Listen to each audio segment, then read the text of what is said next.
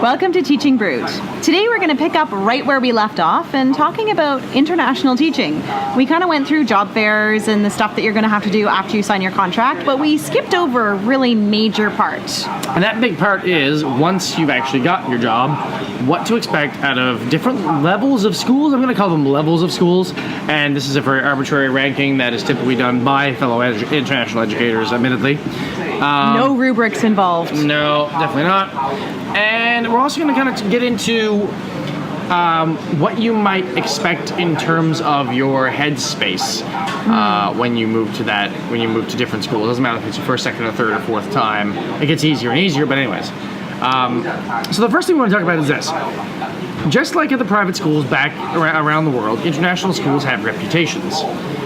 If you ever hear of a really good international school versus a really bad international school, it's almost strictly done based on word of mouth. There's no assignment, there's no rubric to it, there's no way of officially scoring it or judging it. You can have, standardized tests coming at your ears, but doesn't prove the quality of the school. It's true. And so with these rankings, there are ways to find out people's opinions. Yes. And just like with alternative facts and social media and all that kind of stuff, you really need to do your research, and you really do need to get multiple sources before you form your opinion. Yes. And there's a kind of a generic thing that you can expect with the various quote-unquote tiers of schools. And we don't mean that you're in tiers, we mean TIERS as opposed to TEARS. And these are very non-official. We won't be referring to any schools specifically by name. Libel. But just generally. So a few things that you can look for to see what kind of a school it is. So let's start with everybody's favorite topic, tech. Tech, there's no real set as to whether it's a bottom tier or upper tier school with regards to tech. You might find better tech in bigger in tier 1 schools simply because their budgets are bigger. Yep. So that's the only thing to keep in mind. But you will find a lot of smaller schools or kind of quote unquote lower tier schools might have decent tech. So the tech isn't. It can be a judge on the tier, but often not. One of the bigger differences you'll often find is for tech is with regards to whether it's a for-profit or not for-profit school. A for-profit school is typically created by business people to make money. So basically, any extra money that's made or isn't used with the budgets goes to the business. The business people. Which is the same as what would happen in a business. Yeah. But in a not-for-profit, then those funds will be put back into the school in one form or another. Yeah. So generally speaking, you find not-for-profit schools have a bigger budget and thus better resources, because any extra money doesn't go to profit someone else. It goes right back into the school for improvements. Yes. Now, having said that, that doesn't actually mean that that for-profit schools are automatically lower down on the tiers. No, it really doesn't. Matter of fact, a lot of the bigger schools in this world, the tier 1s, are actually not for-profit schools. As a matter of fact, I'm trying to think of one that is a for-profit school, and I can't. I think all the top tier schools that I can think of are not-for-profits. But you can still have an excellent career at a for-profit school, so that's not necessarily a reason to rule them out. No, it's true. Don't rule them out. You could get some really good professional development. Yes, you could. So at a tier 1 school, the ones that I can think of, they're all 1-to-1. Yeah, typically, technologically speaking, you'll find them 1-to-1 in some given capacity, whether that's iPads, MacBooks, Chromebooks, whatever. Yeah. They also tend to have very large PD budgets. They have large PD budgets. They'll have extra facilities like studios, They'll have several specialist rooms, several specialist teachers. You typically find them also having more access to learning support and more access to enrichment support, because that ends up being kind of what's needed. Yes. Tier 1 schools are also typically huge.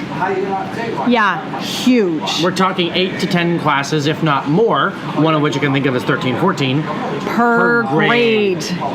So just think about that. If you're in, I mean, when I started teaching in my public schools in Canada, we were a big school, and we had, are you ready for this? 3 classes at some grade levels, and the rest of the grade levels were 2 classes per grade level. Yeah. Now I'm at a school where I've got 10 classes per grade level. So you do find that a lot of these schools, because of these student populations, because of that, have more money. So more money to go to the school. And because most of them tend to be not-for-profits, that large amount of money they got goes into new facilities, PD budgets, technology, etc. So they're tier 1 reputation-wise for a reason. The other thing you get with that, though, is you also get better contracts for the teachers, because they're trying to attract more high quality, more experience, more degrees, more, they've done different things in the previous schools they've been at. The quality of the teaching should improve. So at a tier 1 school, oftentimes, not always, but oftentimes their bare minimums for hiring is a master's degree. Yeah, and typically 5 to 7 years of international teaching experience. That being said, if you're really good and you haven't gone international yet, you'll find a tier 1 school might pick you up, but you're typically looking, you either have done something absolutely extraordinary in your first 5 years, or they're not getting anywhere near it until you've had about 10 to 12 years. Yeah. So the tier 2 schools look very similar to a tier 1 school. Except they tend to be a bit smaller, slightly less resourced, depending on which one it is. Reputation-wise, there might be like a higher turnover of the staff, the package might not be quite as good, or it could be in a city or country that is not as desired as some of the bigger ones. Some people might even call it a hardship posting. Yes. Typically, if you're looking into Africa, South America, many parts of Asia, you will find those are tier 2, tier 3 schools. In Asia, we have a slew of tier 1s, but they are typically in the bigger centers. Your Tokyos, your Singapores, your Beijing, Shanghai, Hong Kong. So just be aware of that. Yes. Now, that being said, just because it's perhaps a country that's tougher to live in doesn't mean it's not a tier 1. There's 1 or 2 countries I can think of that have a really good tier 1 school, but the country tends to be a bit of a hardship post. Exactly. Or it could be just a really boring place to live. Yes, it could be. We're chuckling because we both come from one at some point. Anyways, so the tier 2 schools, population slightly less, resources slightly less, contract still pretty good. Yep. Oftentimes is a great, you'll find a lot of people often settle into a nice tier 2 school for a while. Oh yeah. Because it's cozy. Yeah, they can easily do 5-6 years there. Yeah, and typically you'll find tier 1 schools, people settle in pretty easily, but it's also typically the tier 1s, the big drawback to them is they're high pressure. Yes. You're typically expected long hours, a lot of parent contact time. You're expected to go way above and beyond the typical. Yeah. So that tends to be what the biggest difference is and why you'll find a lot of people burn out on tier 1 schools. So tier 3 and 4. Your tier 3 schools have been around for a little bit of time. Population's typically under 1,000 in terms of students, and that would go like, kindergarten to grade 12. Less resource, contracts are pretty decent. Country may or may not be easy to live in. And when I say easy to live in, that's a very opinion-based thing. Oh, it sure is, because your easy is not somebody else's easy. No, absolutely not. If someone was born and raised in, say, New Delhi versus someone like myself who was born and raised in Canada, my version of easy is often very different from that person's version of easy. Yeah, and also the kinds of things that you're into. Are you the party animal, or are you the person that wants to perfect the bum groove on the couch? Right. And that totally changes. Are you a person who likes cold, or are you a person who likes hot? Do you like seasons? Do you not like seasons? So It really does affect your decisions. yes, and you'll find that your ability to target a tier 3 school will be more worldwide than a tier 1 or than a tier 1. Tier 1s are in very specific places. Yes. Tier 3s are all over the world, and same with tier 4s. Yep. A tier 4 is probably a new school. Yes, typically very small populations, probably under the 500 mark, might even be growing to a point where they don't have certain grades yet. They might be like only as high as grade 6, and they're slowly moving their way up. Yep, exactly. They will have probably adopted someone's curriculum from another country, typically from the States, Canada, or the UK, is what the norm is, or Australia.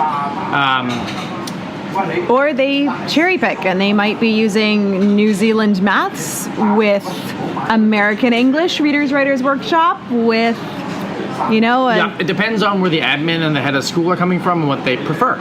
Yep. And that will often determine the direction of it. You will find turnover in the tier 3, 4 schools in the ballpark of 30 to 50% per year.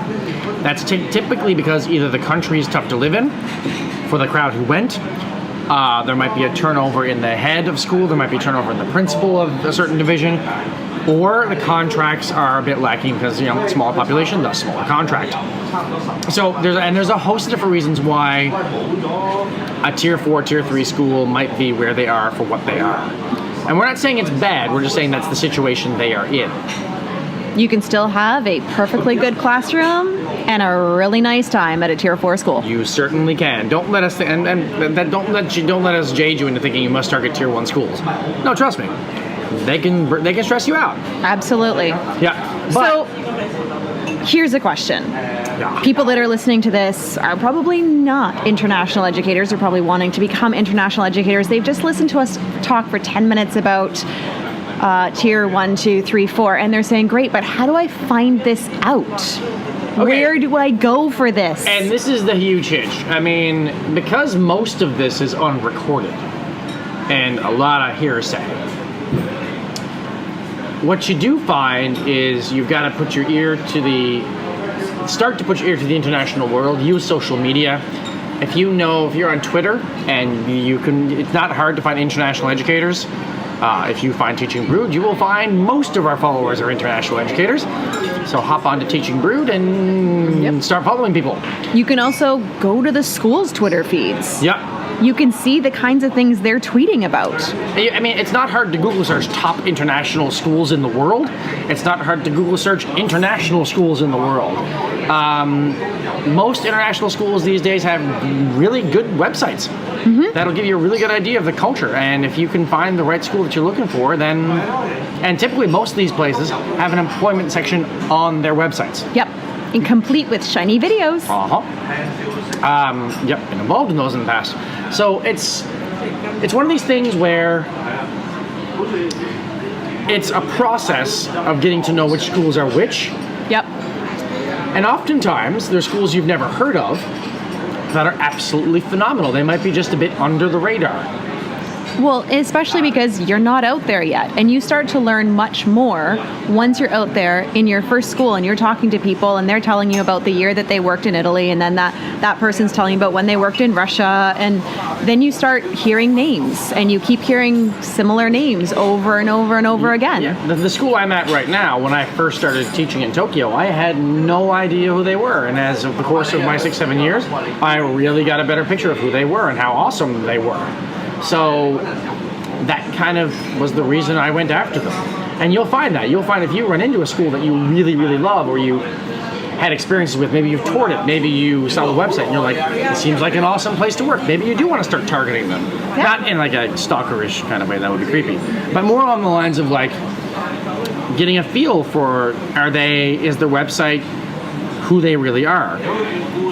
Absolutely. And the thing is that when we talk about targeting a school, you want to get on that school's radar in a not stalkerish way by doing things like, when you're at the job fair, meet the principal.